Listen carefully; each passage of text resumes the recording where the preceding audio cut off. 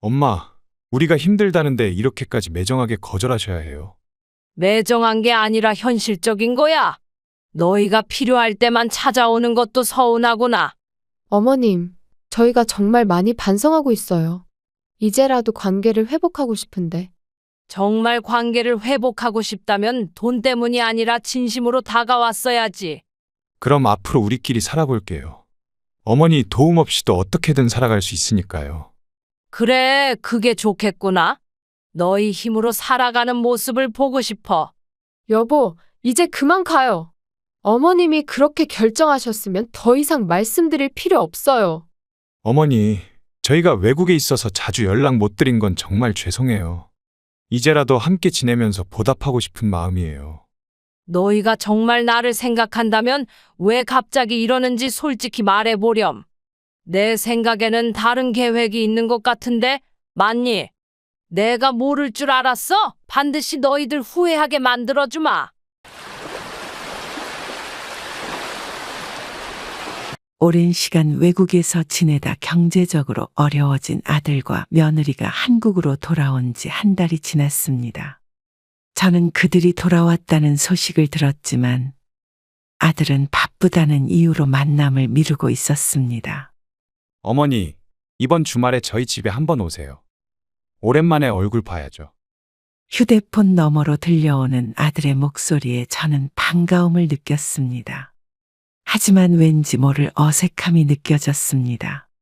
그래, 가고 싶었는데 네가 먼저 연락해주니 고맙구나. 저도 빨리 뵙고 싶었어요. 토요일 점심 때 괜찮으세요? 저는 묘한 느낌에 잠시 말을 멈추었습니다.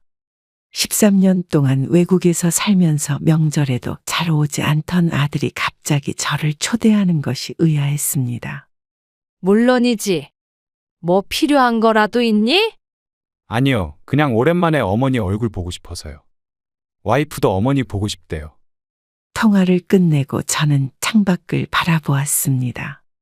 아들과 며느리가 경제적으로 어려워졌다는 소문이 들려왔었습니다. 갑작스러운 초대가 단순한 가족 방문인지 다른 목적이 있는지 의심이 들었습니다. 이상하네. 평소에는 연락도 잘 안 하더니.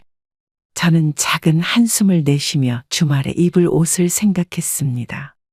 그래도 오랜만에 아들을 만난다는 생각에 마음이 설렜습니다. 하지만 동시에 불안한 감정도 함께 밀려왔습니다. 토요일 아침, 저는 정성껏 준비한 선물 상자를 들고 아들의 집으로 향했습니다.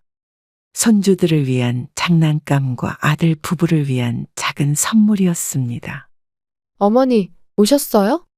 문을 연 며느리의 얼굴에는 형식적인 미소만 있었습니다. 그 미소 뒤에 숨겨진 무언가가 있다는 걸 직감적으로 느꼈습니다. 응, 오랜만이구나. 잘 지냈어? 네, 그럭저럭요. 며느리는 건조한 대답과 함께 저를 거실로 안내했습니다. 집안은 어색한 분위기로 가득했고 아들은 노트북 앞에 앉아 바쁘게 무언가를 하고 있었습니다. 어머니, 오셨어요. 잠시만요. 일 좀 마무리하고 올게요. 아들의 말에 저는 고개를 끄덕였습니다. 오랜만에 만남인데도 따뜻한 기운은 느껴지지 않았습니다. 저는 소파에 앉아 주변을 둘러보며 이 초대의 진짜 목적이 무엇인지 곰곰이 생각했습니다. 저는 거실 소파에 앉아 손주들을 기다렸습니다.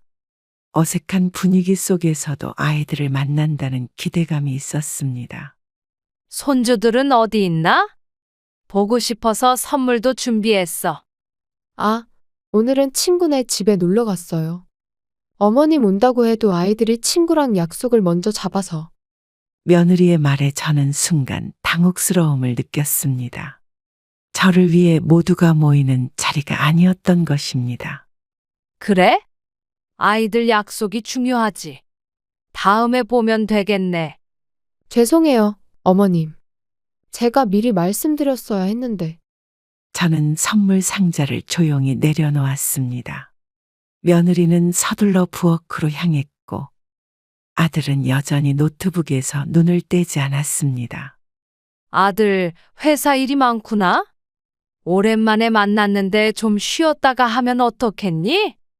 네? 아, 죄송해요. 급한 이메일이 와서요. 금방 끝낼게요. 아들의 대답은 건조했습니다. 저는 주변을 둘러보며 집안 구석구석을 살펴보았습니다. 사진 속 웃고 있는 아들 가족의 모습과 지금의 분위기가 너무 달랐습니다. 어머니, 차 한 잔 드릴까요? 고마워. 따뜻한 녹차면 좋겠구나. 며느리는 무표정한 얼굴로 차를 준비했습니다. 그녀의 눈빛에서 부담스러워하는 기색이 역력했습니다. 요즘 한국 생활은 어떠니? 적응하기 힘들진 않아? 적응해야 하겠죠. 다만 경제적으로 예상보다 많이 빡빡해요.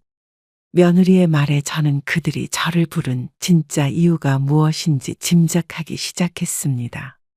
차를 마시며 창밖을 바라보는 동안 침묵이 방 안에 가득 채워졌습니다. 아들, 일 끝났니? 이제 좀 이야기 나눌 수 있을까? 네, 어머니.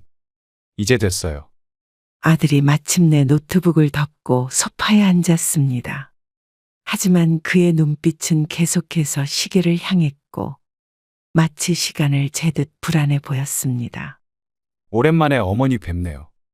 건강해 보이셔서 다행이에요. 그래, 나는 늘 혼자 잘 지내고 있어. 네 걱정은 안 해도 돼. 대화는 자연스럽게 흘러가지 않았습니다. 마치 대본을 읽는 듯한 어색함이 있었고 아들과 며느리는 서로 눈짓을 주고받았습니다. 어머니, 점심 준비됐어요. 이쪽으로 오세요. 며느리의 안내에 따라 저는 식탁으로 향했습니다. 테이블 위에는 몇 가지 반찬과 함께 간단한 식사가 준비되어 있었습니다. 그런데 이상하게도 3개의 식기만 놓여 있었고 제 자리는 마련되어 있지 않았습니다. 내 자리는 어디니? 순간 며느리의 얼굴이 당혹스러움으로 물들었습니다. 그녀는 하던 일을 멈추고 저를 바라보았습니다. 아, 어머님도 드실 거였어요? 이 한마디가 저희 가슴을 찔렀습니다. 초대해 놓고 식사 준비에 저는 포함되지 않았던 것입니다. 아들은 불편한 표정으로 며느리를 쳐다보았습니다. 여보, 빨리 어머니 식기 준비해드려. 급하게 차리느라 깜빡했나 봐요. 저는 미소를 지으며 대수롭지 않은 듯 말했지만 마음속으로는 씁쓸함이 밀려왔습니다. 환영받지 않는 손님이 된 기분이었습니다. 며느리는 서둘러 식기를 하나 더 가져왔습니다. 그 모습이 마치 갑작스럽게 불청객이 찾아온 듯한 느낌을 주었습니다. 어머니, 여기 앉으세요. 반찬이 많진 않지만 맛있게 드세요. 고마워. 집밥은 오랜만이라 정말 반갑네. 아들은 젓가락을 들며 어색한 미소를 지었습니다. 식탁 위의 음식은 정갈했지만 푸짐하지는 않았습니다. 요즘은 물가가 많이 올라서 식비도 만만치 않죠. 외국에서보다 더 비싼 것 같아요. 저는 며느리의 말에 고개를 끄덕였습니다. 대화의 흐름이 은근히 경제적인 어려움으로 향하고 있다는 것을 느꼈습니다. 그래도 한국 음식이 그리웠을 테니 좋겠구나. 네, 그건 확실히 좋아요. 아이들도 한국 음식을 더 좋아하더라고요. 식사는 조용히 이어졌습니다. 가끔 들리는 수저 소리와 함께 어색한 침묵이 식탁을 감쌌습니다. 아들은 밥을 먹으면서도 자꾸 시계를 확인했습니다. 아들, 오늘 또 약속 있니? 아, 네. 저녁에 잠깐 전 직장 동료를 만나기로 했어요. 취업 관련해서요. 그렇구나. 직장은 어떻게 돼가고 있어? 아들은 갑자기 숟가락을 내려놓았습니다. 그의 표정이 어두워졌습니다. 솔직히 쉽지 않네요. 외국에서의 경력을 인정해주는 곳이 별로 없어요. 그럴 수 있지. 시간이 좀 필요할 거야. 며느리가 갑자기 대화에 끼어들었습니다. 그녀의 목소리에는 약간의 조급함이 묻어 있었습니다. 어머님, 요즘 생활은 어떠세요? 혼자 사시는데 불편하진 않으세요? 나야 늘 혼자 잘 지내고 있어. 친구들도 만나고 동네 문화센터도 다니고. 아파트 관리비도 많이 오르고 요즘 물가가 장난 아니잖아요. 혼자 사시는 게 경제적으로도 부담스러우실 것 같은데. 저는 밥을 먹다가 잠시 멈췄습니다. 이제야 조금씩 대화의 진위가 드러나기 시작했습니다. 그래도 나는 내 살림 정도는 충분히 꾸릴 수 있어. 걱정하지 마. 어머니, 저희가 한국에 돌아온 것도 사실은 아버님 돌아가시고 어머니 혼자 계시는 게 걱정되어서예요. 아들의 말에 저는 미소를 지었습니다. 하지만 그 말이 진심인지는 의문이었습니다. 남편이 세상을 떠난 지 5년이 넘었지만 그동안 아들은 딱히 저를 걱정하는 모습을 보이지 않았습니다. 고맙구나. 하지만 나는 정말 괜찮아. 오히려 너희가 걱정이다. 저희요? 저희야 어떻게든 살아가겠죠. 며느리는 밥을 다 먹고 자리에서 일어났습니다. 그녀는 설거지를 시작하며 뒤돌아 말했습니다. 어머님, 차라리 저희랑 같이 사시는 건 어떨까요? 손주들도 볼 수 있고 서로 도움도 되고. 저는 그 제안이 갑작스럽게 나온 것이 아님을 직감했습니다. 두 사람은 이미 이 대화를 계획했던 것 같았습니다. 갑자기 그런 제안을 하니 좀 생각해 봐야겠네. 어머니, 사실 저희가 지금 사는 집이 월세라 부담이 커요.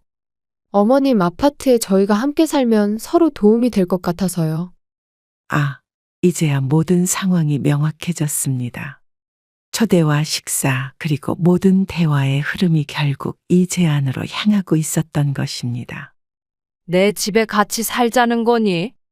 네, 어머님 집이 넓으니까요. 아이들 방도 따로 만들 수 있고. 저는 숨을 깊게 들이마셨습니다. 솔직히 말해서 이런 제안은 예상하지 못했습니다. 아니, 어쩌면 마음 한구석에서는 이미 짐작했는지도 모릅니다. 갑작스러운 제안이네.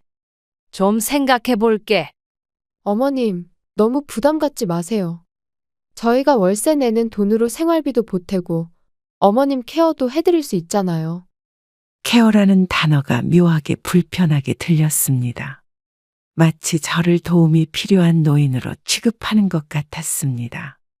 난 아직 케어가 필요한 나이는 아니란다. 식사 후 거실로 자리를 옮겼습니다. 아들은 자꾸만 시계를 확인하며 불안한 기색을 보였습니다. 저는 천천히 차를 마시며 상황을 정리해 보았습니다. 한참 생각에 잠겨 있던 저는 화장실에 가기 위해 자리에서 일어났습니다. 며느리는 부엌에서 설거지를 하고 있었고 아들은 잠시 자리를 비웠습니다. 화장실은 어디 있니? 복도 끝에 있어요, 어머님. 협소한 복도를 따라 걸어가던 중 저는 작은 방에서 들려오는 아들과 며느리의 목소리에 발걸음을 멈췄습니다. 문이 살짝 열려 있었고 그들은 저를 모르는 사이에 대화를 나누고 있었습니다. 어머니한테 돈 이야기 꺼내기가 쉽지 않네. 그래도 해야지. 우리가 지금 얼마나 힘든데. 어머님도 도와주셔야 하잖아. 가슴이 덜컥 내려앉았습니다. 직감적으로 알고 있었지만 그들의 대화를 직접 듣게 되니 현실감이 느껴졌습니다. 너희 어머니라면 서슴없이 말했을 텐데 우리 어머니는 달라. 그래도 일단 초대했으니까 됐어. 이제 시어머니도 우리한테 뭐라 못하겠지. 그냥 솔직하게 말해. 지금 우리가 어렵다고. 저는 그 자리에 얼어붙었습니다. 아들의 입에서 나온 말들이 저의 귀를 파고들었습니다. 초대의 진짜 목적은 경제적 도움을 요청하기 위한 것이었고 그것도 처음부터 계획된 것이었습니다. 그래도 너무 노골적으로 하면 상처받으실 거야. 상처는 무슨. 자식 도와주는 건 부모의 의무 아닌가? 네가 너무 생각이 많아. 저는 숨을 깊게 들이마셨습니다. 며느리의 말이 제 귀에 꽂혔습니다. 부모의 의무라. 그 말이 얼마나 가볍게 느껴졌는지 모릅니다. 전세금 얼마면 돼? 최소 5천은 있어야 할 것 같은데 어머님이 그 정도는 충분히 도와주실 수 있지 않을까? 금액까지 구체적으로 나오는 것을 듣고 저는 마음이 무거워졌습니다. 그들의 눈에 저는 그저 돈줄에 불과했던 것일까요? 알았어. 오늘 저녁에 말해볼게. 적어도 절반이라도 도와달라고 해야겠다. 그래. 사실 나도 어머님 초대하고 싶은 마음이 별로 없었는데 우리가 지금 이 상황이니 어쩔 수 없잖아. 며느리의 차가운 말에 저는 가슴이 아팠습니다. 저를 초대한 것조차 경제적 이유 때문이었다는 사실이 저를 더욱 슬프게 했습니다. 어머니 집에 가서 같이 살자는 이야기도 꺼내봐. 정말 그게 좋을 것 같아? 설마 진심으로 같이 살고 싶은 건 아니지? 당연하지. 하지만 당장 월세 부담도 줄이고 어머니 집도 넓으니까 나중에 우리가 좀 안정되면 다시 나오면 되잖아.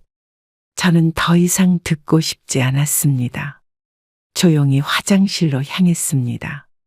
괜찮아. 이제 알았으니 대처하면 돼. 저는 스스로를 다독이며 깊은 숨을 들이쉬었습니다. 물을 마시고 나서야 겨우 마음을 진정시킬 수 있었습니다. 거실로 돌아가기 전에 저는 표정을 정리했습니다. 지금은 감정을 드러낼 때가 아니었습니다. 어머니, 오래 기다리셨죠? 차 한 잔 더 드릴까요? 아니, 이제 슬슬 가봐야 할 것 같다. 벌써요. 좀 더 계시다 가세요. 아들의 갑작스러운 태도 변화가 이제는 모두 이해가 되었습니다. 거짓된 친절, 계산된 미소, 그 모든 것이 명확해졌습니다. 다음에 또 올게. 너희도 바쁜 것 같으니 오늘은 이만 가볼게. 저는 짐을 챙기며 미소를 지었습니다. 그들은 제가 대화를 들었다는 사실을 모른 채 아쉬운 표정을 지었습니다. 제 외투를 들고 문 앞에 서려던 찰나 아들이 손을 내밀며 저를 다시 소파로 안내했습니다. 그의 표정에는 초조함이 묻어났습니다. 어머니, 가시기 전에 잠깐만 더 이야기 나눌 수 있을까요? 그래, 무슨 이야기니? 그냥 어머니 요즘 생활이 궁금해서요. 저는 다시 소파에 앉았습니다. 이제 제가 들은 대화 내용을 생각하니 그들의 의도가 너무나 뻔히 보였습니다. 내 생활은 별거 없어. 오히려 너희는 어떻게 지내? 저희야 뭐, 열심히 살고 있죠. 며느리가 옆으로 다가와 앉았습니다. 그녀의 얼굴에는 억지로 지은 친절한 미소가 있었습니다. 방금 전 화장실 앞에서 들었던 냉담한 목소리와는 전혀 다른 톤이었습니다. 어머님, 요즘 어떻게 지내세요? 생활은 좀 여유로우세요? 며느리의 질문은 마치 준비된 대본처럼 들렸습니다. 저는 그들의 속내를 이미 알고 있었기에 이 대화가 어디로 흘러갈지 짐작했습니다. 나야 평범하게 살고 있지. 친구들도 만나고 문화센터도 다니고. 연금은 잘 나오시나요? 요즘 물가가 많이 올라서 생활하기 힘드실 것 같아서요. 저는 아들의 말에 미소를 지었습니다. 그의 질문에 숨겨진 의미를 모를 리 없었습니다. 도움을 직접적으로 요청하기보다는 제 경제 상황을 먼저 파악하려는 의도였습니다. 걱정 말거라. 내 살림은 내가 알아서 잘 꾸리고 있어. 다행이네요. 어머님이 힘드시면 저희가 도와드려야 할 텐데. 며느리의 말은 겉으로는 걱정스러워 보였지만 그 안에 숨겨진 의미는 달랐습니다. 저는 그들이 곧 돈 이야기를 꺼낼 것이라고 직감했습니다. 고맙구나. 너희는 경제적으로 어떠니? 한국에 다시 정착하는 게 쉽지는 않을 텐데. 제 질문에 아들과 며느리는 서로를 바라보았습니다.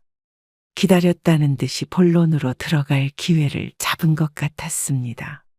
사실 좀 어려워요, 어머니. 외국에서 사업이 잘 안 풀리고 돌아왔거든요. 그랬구나. 많이 힘들었겠네. 지금 월세가 너무 부담스러워요. 아이들 학원비도 만만치 않고. 저는 고개를 끄덕이며 그들의 말을 들었습니다. 마음속으로는 이미 결정을 내렸지만 표정으로는 드러내지 않았습니다. 어머니, 혹시 저희가 전세로 옮길 수 있게 도와주실 수 있을까요? 드디어 본론이 나왔습니다. 아들의 얼굴은 긴장감으로 굳어 있었고 며느리는 애써 관심 없는 척하며 창밖을 바라보았습니다. 전세금이 얼마나 필요한데? 5천만 원 정도요. 물론 다 드리는 건 아니고요. 절반만 도와주셔도. 화장실 앞에서 들었던 대화와 정확히 일치했습니다. 저는 내심 씁쓸했지만 침착하게 대답했습니다. 그 정도 금액이면 내게는 큰 돈인데. 어머니, 저희도 정말 어쩔 수 없어서 부탁드리는 거예요. 아버지가 돌아가시고 어머니 혼자 계시니 저희가 더 가까이 있어야 할 것 같고. 며느리의 말에 저는 순간 분노가 치밀었습니다. 남편이 돌아가셨을 때 그들은 외국에 있었고 장례식에도 오지 않았습니다. 그런데 이제 와서 그 일을 언급하며 돈을 요구하는 모습이 너무 실망스러웠습니다. 그럼 내 집에 같이 살면 어떨까? 아까 그런 제안을 했잖아. 정말 괜찮으세요? 저희가 오히려 걱정했는데. 아들의 눈이 갑자기 빛났습니다. 그들의 계획대로 흘러가고 있다고 생각했는지 기쁨을 감추지 못했습니다. 같이 살면 월세도 절약되고 손주들과도 더 가까이 지낼 수 있을 테니 좋을 것 같아. 어머니, 정말 감사합니다. 저희가 생활비는 당연히 보태드릴게요. 며느리의 표정도 밝아졌습니다. 저는 그들의 기쁨을 바라보며 조용히 생각했습니다. 아직은 제 결정을 알려줄 때가 아니었습니다. 일단 생각해 볼게. 갑자기 결정하기는 어려우니까. 물론이죠, 어머님. 천천히 생각해 보세요. 아들은 안도의 한숨을 내쉬었습니다. 저는 앞으로 어떻게 할지 조용히 계획을 세우고 있었습니다. 더 이상 이용당하지 않기 위해서는 단호해져야 한다는 것을 깨달았습니다. 다음 날 오후 며느리의 전화를 받았습니다. 그녀의 목소리는 어제보다 한결 밝고 친절했습니다. 어머님, 어제 저희 집에 와주셔서 감사해요. 손주들이 할머니 보고 싶어 했는데 못 뵈서 아쉬워했어요. 그래? 나도 아이들 보고 싶었는데 아쉽네. 전화기 너머로 억지스러운 웃음소리가 들렸습니다.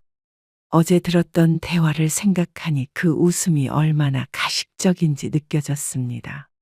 어머님, 혹시 오늘 시간 되세요?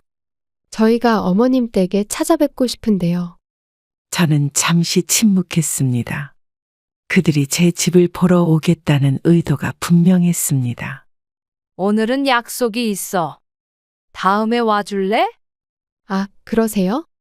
어머님 댁 구경도 하고 싶고 어제 이야기도 좀 더 나누고 싶었는데. 며느리의 목소리에는 실망감이 묻어났습니다. 저는 그들의 성급함에 내심 놀랐습니다. 다음 주 토요일에 시간 괜찮아요. 그때 와도 될까? 네, 그럼 그날 뵐게요. 어머님, 저희 이야기 좀 더 생각해 보셨나요? 정말 빠르게 본론으로 들어가는 며느리의 태도에 저는 한숨을 내쉬었습니다. 그들에게 제가 얼마나 중요한지 다시 한번 확인하는 순간이었습니다. 아직 생각 중이야. 갑작스러운 제안이라 시간이 필요해. 그럼요. 충분히 생각하세요. 하지만 빨리 결정해 주시면 저희도 계획을 세울 수 있을 것 같아요. 토요일이 되자 아들 가족이 제 아파트를 방문했습니다. 이번에는 손주들도 함께였습니다. 손주들은 제게 인사를 하고는 곧바로 게임기에 몰두했습니다. 와, 어머니 집 정말 넓고 좋네요.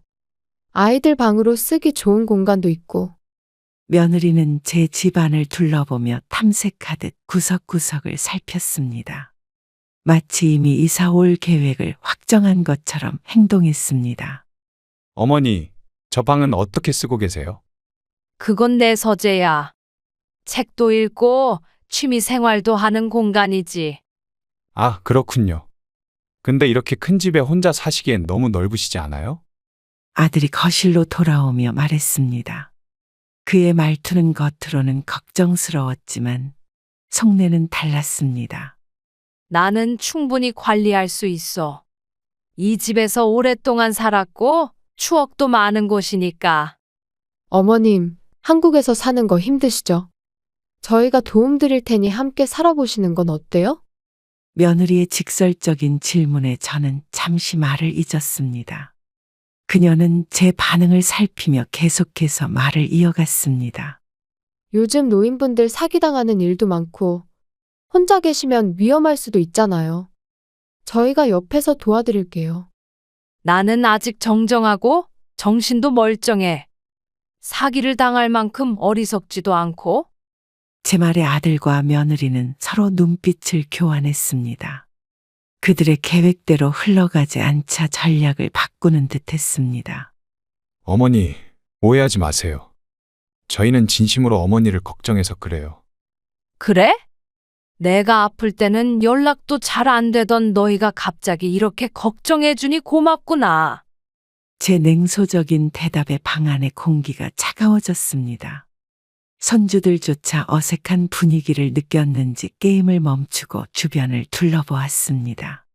어머니, 저희가 외국에 있어서 자주 연락 못 드린 건 정말 죄송해요. 이제라도 함께 지내면서 보답하고 싶은 마음이에요. 진심이 느껴지지 않는구나. 너희가 정말 나를 생각한다면 왜 갑자기 이러는지 솔직히 말해보렴. 저는 더 이상 그들의 가식적인 태도를 참을 수 없었습니다. 아들의 얼굴이 순간 굳어졌습니다. 어머니, 왜 그렇게 말씀하세요? 저희가 진심으로. 내 생각에 너희는 내 집에 눈독 들인 것 같은데 맞니? 제 직설적인 질문에 방 안이 순간 조용해졌습니다. 며느리는 당황한 기색으로 입술을 깨물었고 아들은 눈을 피했습니다. 어머니, 그게 아니라. 저희가 지금 경제적으로 어려워서 도움을 청한 건데, 그렇게 오해하시면. 오해가 아니라 사실이잖니. 나를 진심으로 걱정했다면 왜 지금까지 연락도 제대로 안 했어? 저는 그들의 위선적인 태도에 더 이상 참을 수 없었습니다. 손주들이 어리둥절한 표정으로 저희를 바라보았습니다. 침묵이 길어지자 아들이 마침내 입을 열었습니다. 그의 목소리는 평소보다 낮고 조심스러웠습니다. 어머니, 사실 저희가 오늘 와서 드릴 말씀이 있어요. 말해보렴. 어차피 내 집에 눈독 들인 거 다 알고 있으니 솔직하게 말하는 게 좋겠다. 제 직설적인 말에 아들은 잠시 당황한 기색을 보였습니다. 손주들이 옆에서 듣고 있다는 것을 의식한 듯 아들은 목소리를 낮추었습니다. 얘들아, 잠깐 방에 가서 놀아줄래? 할머니랑 엄마 아빠가 얘기 좀 할게. 손주들이 방으로 들어간 후 아들은 깊은 한숨을 내쉬었습니다. 그의 표정이 갑자기 진지해졌습니다. 어머니, 사실 우리가 외국에서 사업하다가 좀 힘들어졌어요. 지금 집이 월세인데 전세로 옮길 수 있도록 보증금 좀 도와줄 수 있을까요? 제가 예상했던 질문이 드디어 나왔습니다. 저는 담담하게 들으며 그들의 표정을 관찰했습니다. 얼마나 필요한데? 5천만 원 정도요. 전세 보증금이 그 정도는 필요할 것 같아서요. 며느리가 끼어들었습니다. 그녀의 목소리에는 간절함이 묻어 있었습니다. 어머님, 저희가 정말 어려워서 부탁드리는 거예요. 아버님이 돌아가시고 어머님께서 혼자 상속받으신 것도 있고, 상속이라는 단어에 저는 가슴이 아팠습니다. 남편이 남긴 재산을 자식들이 당연히 받아야 할 것처럼 말하는 태도가 서글펐습니다. 그 돈은 내 노후를 위한 거란다. 남편이 나를 위해 남긴 거지. 하지만 어머니, 그 돈의 일부만 도와주시면 저희가 안정을 찾을 수 있어요. 나중에 꼭 갚을게요. 아들의 목소리가 점점 간절해졌습니다. 저는 잠시 생각에 잠겼습니다. 지난 13년간 해외에 있을 때 그들이 저에게 보인 무관심과 냉담함이 떠올랐습니다. 지금 내 도움이 필요하니까 찾아온 거니? 내가 아플 때는 연락도 안 하더니. 어머니, 그건 저희가 정말 바빠서. 시차도 있고 아이들 키우랴 일하랴 정신이 없었어요. 제 질문에 아들은 변명하듯 말했습니다. 그의 눈빛에서 진심을 찾기 어려웠습니다. 아들아, 나도 내 생활과 미래를 생각해야 해. 나이 들수록 의료비도 많이 들고 혼자 생활하려면 경제적 여유가 필요하단다. 어머님, 그래서 저희랑 같이 사시자는 거잖아요. 그러면 서로 도움이 될 수 있고 외롭지도 않을 거예요. 며느리의 제안이 다시 나왔습니다. 저는 고개를 저었습니다. 나는 지금 생활에 만족해? 내 공간과 자유가 필요해. 하지만 어머니, 저희가 정말 어려운 상황이에요. 아이들 교육도 신경 써야 하고. 아들의 말에 저는 깊은 숨을 들이쉬었습니다. 결국 이들에게 저는 단지 돈줄에 불과하다는 사실이 분명해졌습니다. 미안하지만 내 돈도 내 생활을 위해 필요한 거야. 제 단호한 거절에 방 안의 공기가 차가워졌습니다. 아들의 표정이 순간 굳어졌고 며느리는 입술을 깨물며 불만스러운 표정을 감추지 못했습니다. 엄마, 우리가 힘들다는데 이렇게까지 매정하게 거절하셔야 해요. 아들의 목소리가 높아졌습니다. 지금까지 억누르고 있던 감정이 폭발하는 듯 했습니다. 방 안의 긴장감이 고조되는 순간 방에서 놀던 손주들이 우리의 대화 소리를 듣고 거실로 나왔습니다. 손주들의 등장에 며느리의 표정이 갑자기 바뀌었습니다. 어머님, 우리 아이들 얘기도 해야 할 것 같아요. 잠시만요. 준서야, 민지야, 이리 와봐. 손주들이 며느리 곁으로 다가갔습니다. 며느리는 그들의 어깨를 감싸 안으며 저를 향해 의미심장한 표정을 지었습니다. 얘들아, 할머니한테 인사드려. 할머니가 우리 도와주실 수 있대. 저는 며느리의 의도가 손주들을 이용해 저를 압박하려는 것임을 즉시 알아차렸습니다. 며느리의 말투와 행동이 불편하게 느껴졌습니다. 안녕하세요, 할머니. 손주들의 순진한 질문에 저는 마음이 아팠습니다. 그들은 어른들의 갈등 속에서 이용당하고 있었습니다. 할머니가 생각해 볼게. 할머니는 너희들이 정말 보고 싶었단다. 손주들도 한국에 적응하려면 좋은 환경이 필요해요. 어머님이 조금만 도와주시면 아이들도 더 좋은 곳에서 지낼 수 있잖아요. 며느리의 말에는 교묘한 압박감이 담겨 있었습니다. 저는 손주들을 바라보며 쓸쓸함을 느꼈습니다.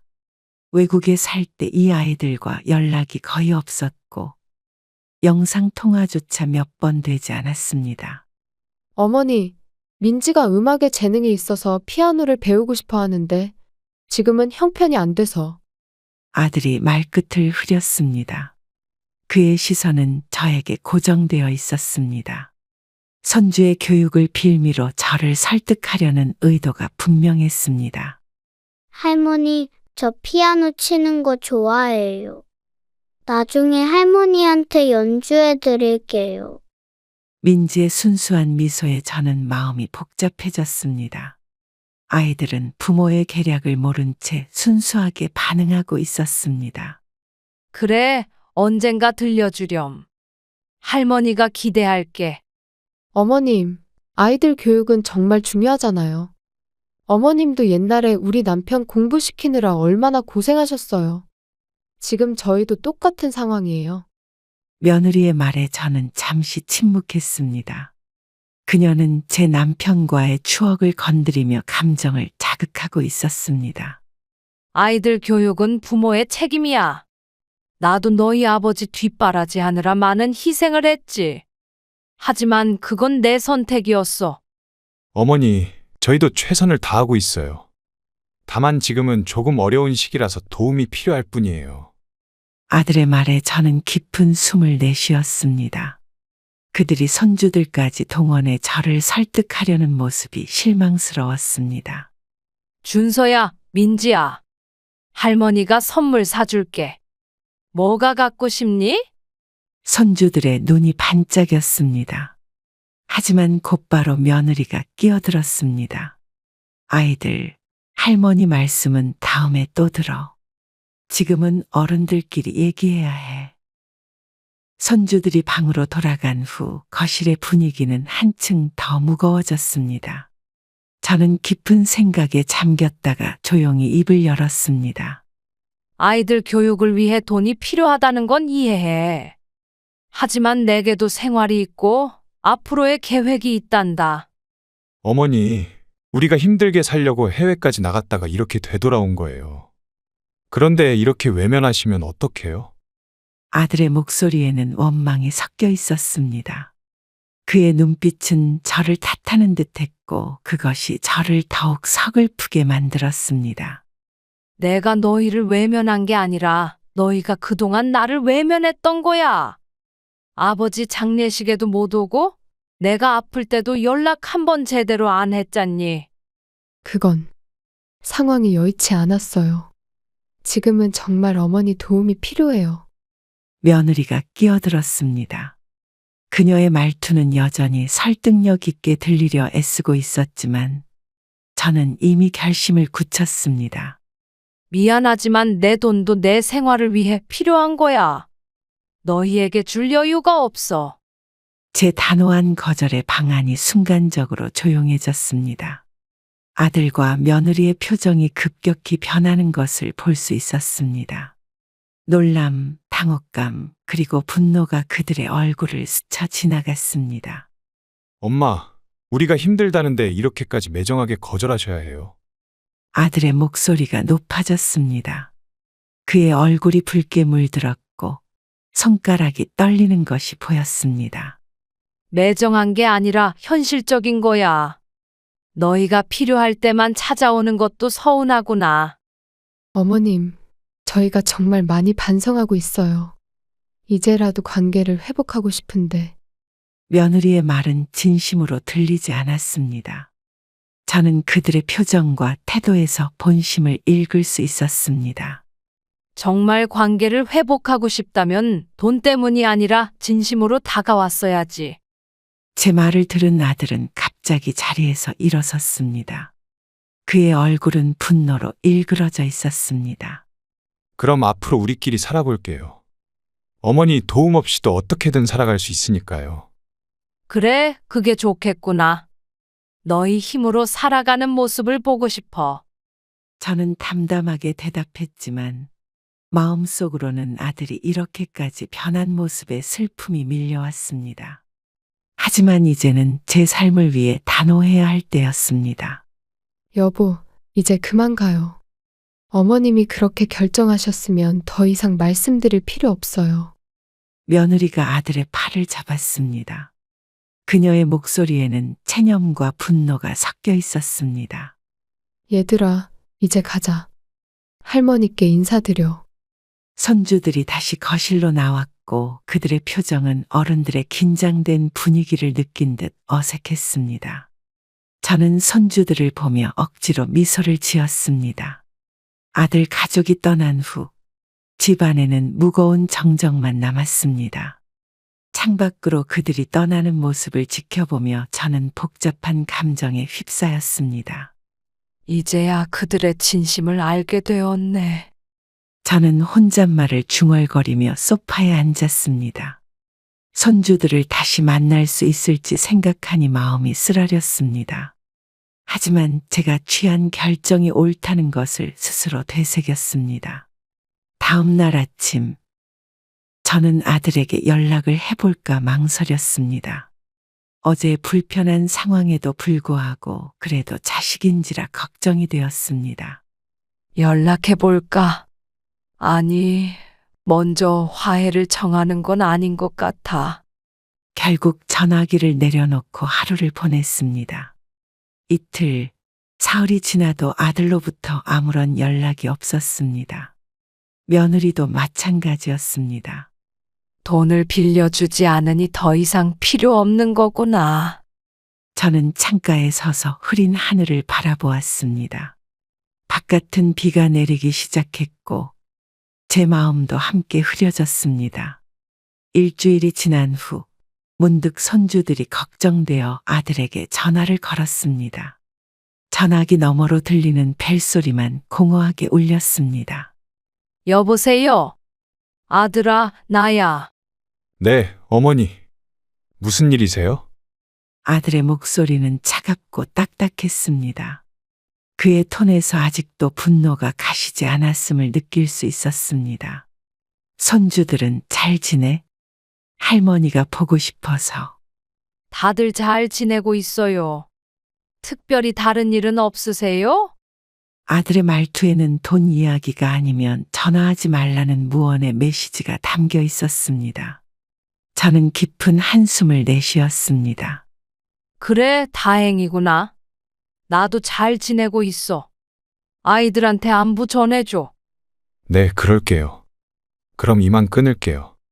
아들은 더 이상의 대화를 원치 않는다는 듯 서둘러 전화를 끊었습니다. 저는 멍하니 전화기를 바라보았습니다. 이렇게 쉽게 관계가 끊어지는 것이 믿기지 않았습니다. 친구와의 약속날, 저는 마음을 다잡고 외출했습니다. 카페에서 오랜 친구를 만나 이야기를 나누며 잠시 아들 생각을 잊을 수 있었습니다. 요즘 어떻게 지내? 집에 혼자 있으면 심심하지 않아? 괜찮아. 오히려 더 자유로워졌어. 아들 가족이랑 좀 문제가 있었거든. 친구는 공감의 눈빛으로 저를 바라보았습니다. 그녀도 비슷한 경험이 있는 듯 했습니다. 자식들은 다 그래. 필요할 때만 부모를 찾지. 그동안 나만 그런 줄 알았는데 다른 사람들도 비슷한 일을 겪나 봐. 집으로 돌아오는 길, 문득 휴대폰이 울렸습니다. 혹시 아들일까 하는 기대감에 서둘러 전화를 받았지만 그것은 그저 텔레마케팅 전화였습니다. 아, 죄송합니다. 관심 없습니다. 전화를 끊고 난 후 저는 한동안 현관 앞에 서 있었습니다. 이제는 더 이상 아들의 연락을 기대하지 않기로 했습니다. 2주가 지난 목요일 오후 갑자기 울리는 전화벨 소리에 저는 책을 내려놓았습니다. 발신자 표시를 확인하니 아들의 번호였습니다. 여보세요? 어머니, 저예요. 잘 지내세요? 아들의 목소리는 지난번보다 한결 부드러워졌습니다. 무언가 필요한 일이 있구나 싶었지만 그래도 연락이 온 것만으로도 반가웠습니다. 그래, 나야 늘 그렇지. 너희는 어떻게 지내니? 다들 잘 지내고 있어요. 사실 부탁드릴 게 있어서 전화했어요. 역시나 예상했던 대로였습니다. 저는 한숨을 내쉬며 소파에 등을 기대었습니다. 뭔데? 말해봐. 이번 주말에 손주들 좀 봐주실 수 있어요? 저희가 급한 일이 생겨서. 아들의 말투에는 미안함보다는 당연하다는 느낌이 더 강했습니다. 마치 제가 거절할 리 없다고 확신하는 듯 했습니다. 언제부터 언제까지니? 토요일 아침부터 일요일 저녁까지요. 정말 중요한 일이라서. 저는 잠시 생각에 잠겼습니다. 이번이 처음은 아니었습니다. 예전에도 갑작스럽게 손주를 맡기고 연락도 없이 늦게 데려가곤 했습니다. 미안하구나. 이번 주말에는 친구들과 여행을 가기로 했어. 전화기 너머로 침묵이 흘렀습니다. 제 거절에 아들이 놀란 것 같았습니다. 여행이요? 갑자기 무슨 여행을? 갑자기가 아니야. 한 달 전부터 계획했던 거야. 제주도에 사흘 일정으로 가기로 했어. 사실 제주도 여행은 방금 생각해낸 핑계였습니다. 하지만 이제는 저도 제 삶을 살아야겠다고 결심했습니다. 하지만 어머니, 정말 급한 일이라서. 다른 방법이 없을까요? 미안하지만 이미 항공권도 예약했고 호텔도 다 잡았단다.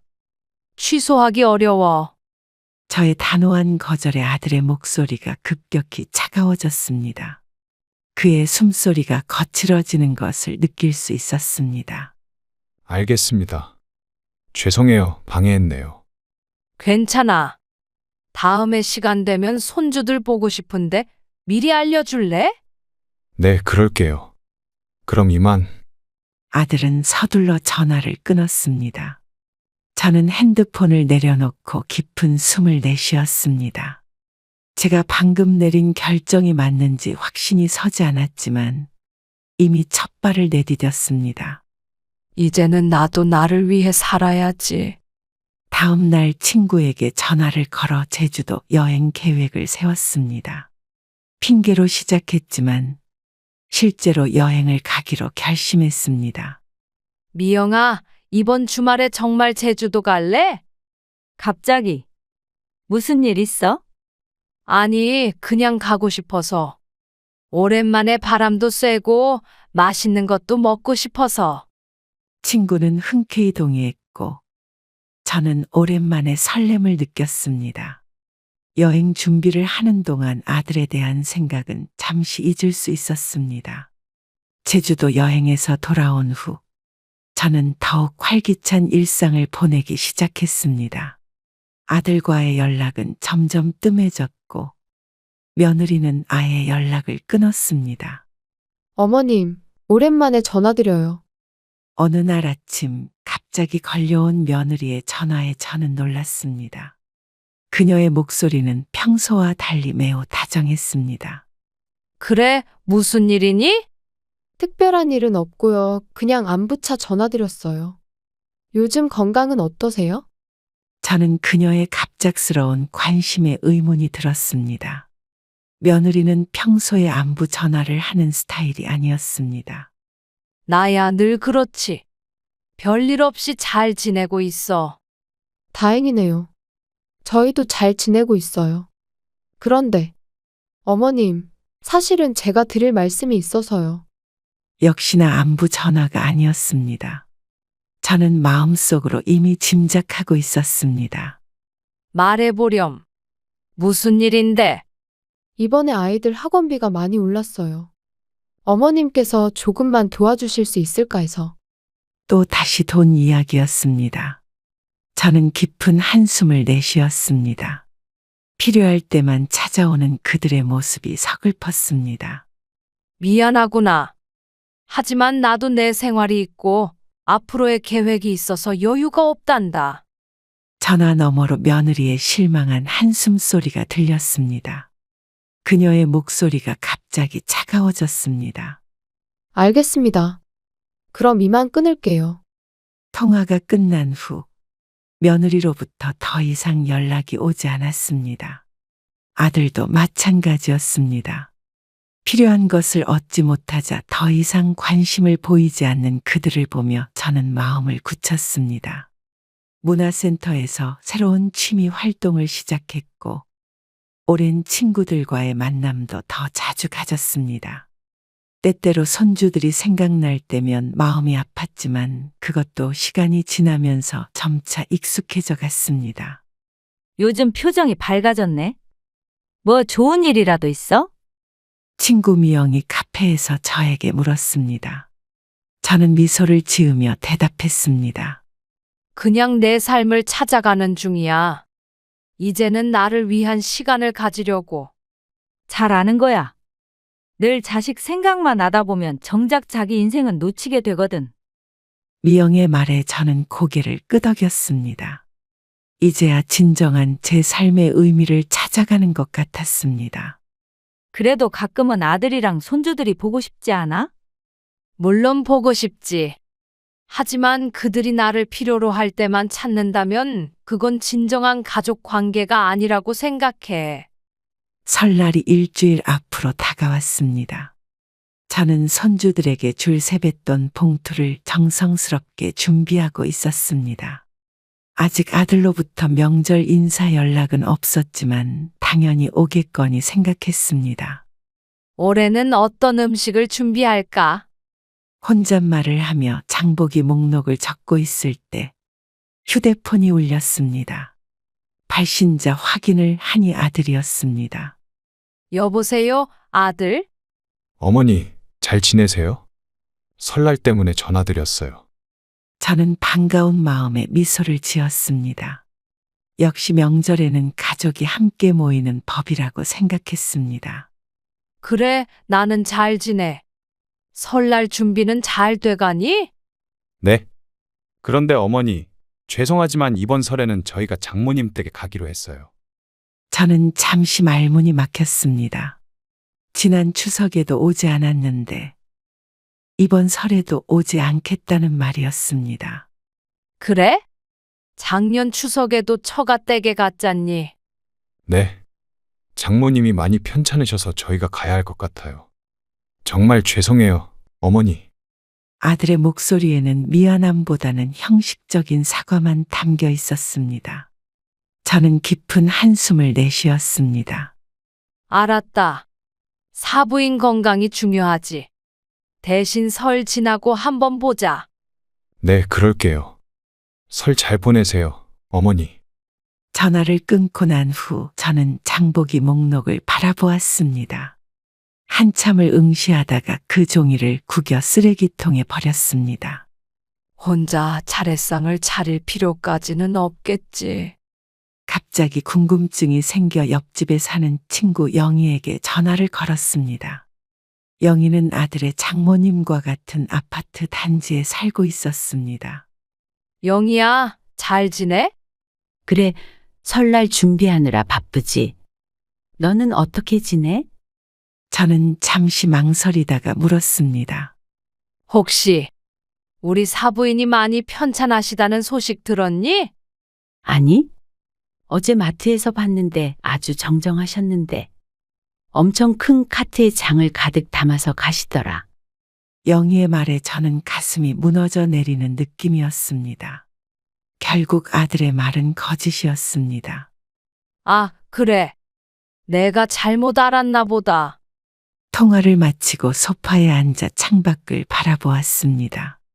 눈이 조금씩 내리기 시작했습니다. 다음 날 아침, 용기를 내어 아들에게 전화를 걸었습니다. 그들의 진짜 계획이 무엇인지 확인하고 싶었습니다. 아들아, 어제 영희 이모한테 들었는데 장모님이 아주 정정하시다던데? 전화기 너머로 잠시 침묵이 흘렀습니다. 아들이 당황한 기색이 역력했습니다.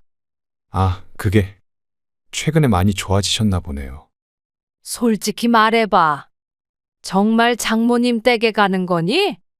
아들은 한참을 머뭇거리다가 마침내 입을 열었습니다. 사실 저희가 이번에 제주도 여행을 계획했어요. 아이들이 바다를 보고 싶어 해서. 설날 아침, 저는 텅 빈 집에서 눈을 떴습니다. 창밖으로 보이는 하늘은 맑았지만 마음은 그렇지 않았습니다. 또 혼자구나. 혼잣말을 중얼거리며 침대에서 일어났습니다. 거실에 차려진 작은 차례상을 보니 쓸쓸함이 밀려왔습니다.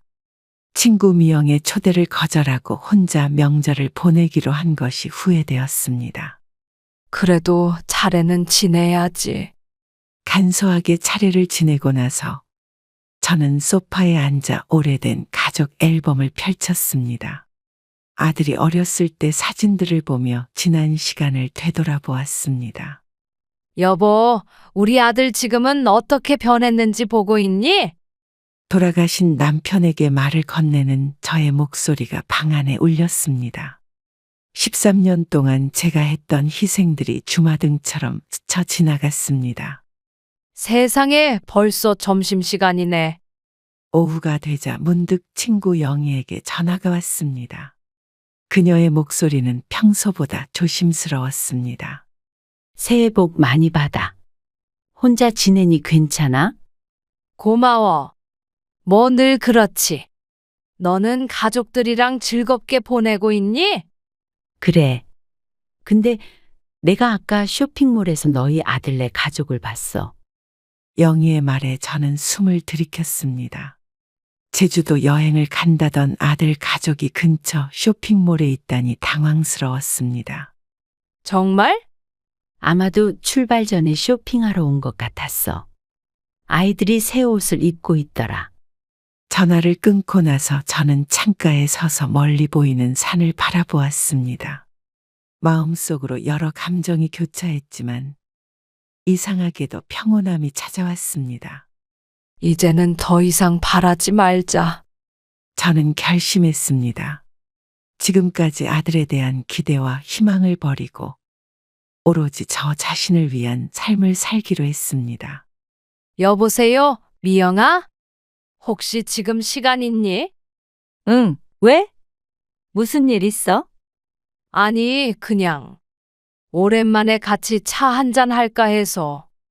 오늘 저녁에 시간 돼. 미영은 기꺼이 약속을 잡았고 저는 오랜만에 외출 준비를 했습니다.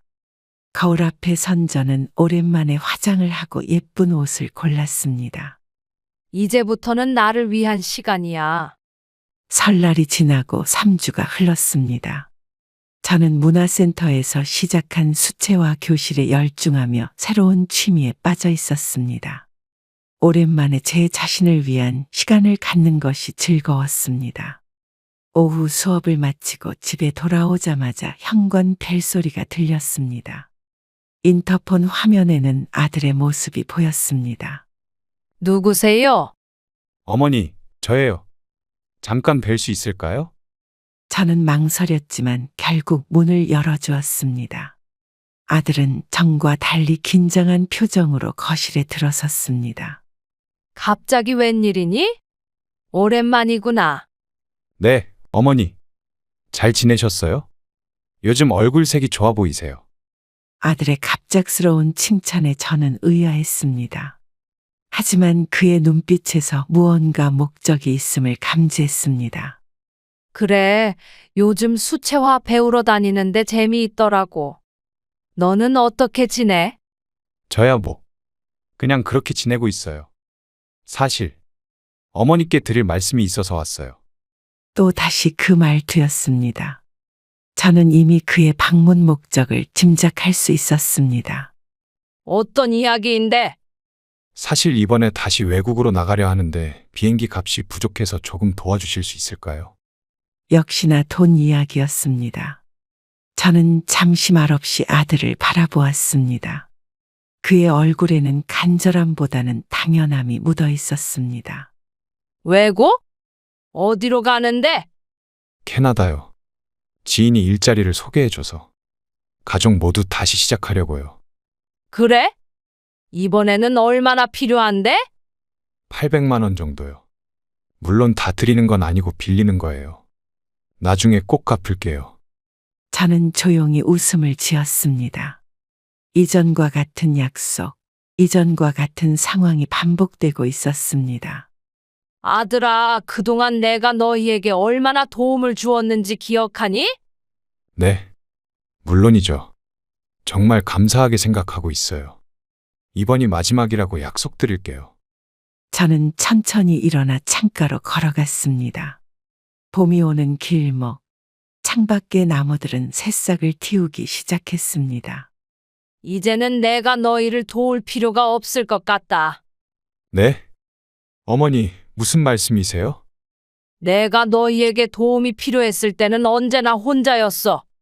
명절에도 아플 때도. 이제는 나도 나를 위해 살고 싶구나? 아들의 얼굴이 굳어졌습니다. 그는 쉽게 포기하지 않았습니다. 어머니, 그건 저희가 정말 사정이 있어서 그랬던 거예요. 이번만 도와주시면. 더 이상은 안 돼. 내 힘으로 살아보렴. 한 달이 지난 따스한 봄날, 저는 친구들과의 제주도 여행을 준비하고 있었습니다. 아들의 방문 이후로 그와 며느리로부터는 연락이 완전히 끊겼습니다. 미영아, 여행 가방 좀 빌려줄 수 있어? 당연하지. 근데 아들한테는 말했어. 여행 간다고. 친구의 질문에 저는 잠시 생각에 잠겼습니다. 이제는 제 일상의 아들의 자리가 점점 줄어들고 있었습니다. 말 안 했어. 굳이 알릴 필요를 못 느꼈거든. 그래도 혹시 무슨 일 있으면 어떡해? 연락은 해두는 게 좋지 않을까? 미영의 걱정 어린 말에 저는 미소로 답했습니다. 이제는 저 자신을 위한 시간을 소중히 여기기로 했습니다. 괜찮아. 내가 혼자서도 잘 살 수 있다는 걸 보여줄 때가 됐어. 여행 준비를 마치고 집으로 돌아오는 길에 우연히 동네 마트에서 며느리를 마주쳤습니다. 그녀는 저를 보자 당황한 기색이 역력했습니다. 어머님, 안녕하세요. 여기서 뵐 줄이야. 그래, 잘 지내니? 아이들은 어떻게 지내고 있어? 며느리는 불편한 듯 시선을 피했습니다. 아마도 마지막 만남이 편치 않았던 기억이 있어서인지 어색한 분위기가 이어졌습니다. 다들 잘 지내고 있어요. 아, 맞다. 캐나다 가는 건 좀 미뤄졌어요. 남편이 다른 방법을 찾고 있어서. 저는 고개를 끄덕였습니다. 제 도움을 받지 못하자 계획을 변경한 모양이었습니다. 그래, 잘 됐구나. 너희가 스스로 해결책을 찾아가는 모습이 보기 좋네. 며느리의 표정이 복잡해졌습니다. 그녀는 마트 바구니를 꼭 쥐며 불편한 기색을 감추지 못했습니다. 어머님, 요즘은 어떻게 지내세요? 나? 난 아주 즐겁게 지내고 있어. 내일 모레 제주도로 친구들이랑 여행 떠나거든. 여행이요? 어머님, 여행은 위험하지 않으세요? 저는 웃음을 지었습니다. 며느리의 말에는 진심 어린 걱정보다는 의아함이 묻어 있었습니다. 친구들과 함께야. 그리고 이제는 내 인생을 즐길 줄도 알아. 다음 날 아침, 여행사에서 온 문자를 확인하며 설레는 마음으로 짐을 챙겼습니다. 현관문을 나서려는 순간, 휴대폰이 울렸습니다. 여보세요? 어머니, 저예요. 혹시 시간 괜찮으시면 오늘 뵐 수 있을까요? 아들의 목소리였습니다. 저는 여행 가방을 바라보며 잠시 생각에 잠겼습니다. 미안하지만 오늘은 어려울 것 같구나. 나 제주도 여행 가는 길이야. 여행이요? 어디로 가세요? 제주도. 친구들이랑 4박 5일 일정으로. 돌아와서 연락할게. 아, 네. 즐거운 여행 되세요. 어머니. 이제 저는 제 인생의 주인공으로 당당히 서서 새로운 날들을 맞이합니다. 혼자라는 것이 외롭고 쓸쓸한 것이 아니라 오히려 자유롭고 충만한 시간이 될 수 있다는 것을 알게 되었습니다. 진정한 행복은 타인의 인정이나 사랑에서 오는 것이 아닌 스스로를 아끼고 사랑하는 마음에서 비롯된다는 것을 깨달았습니다. 그럼 오늘도 행복한 하루 되시길 기원하겠습니다. 감사합니다.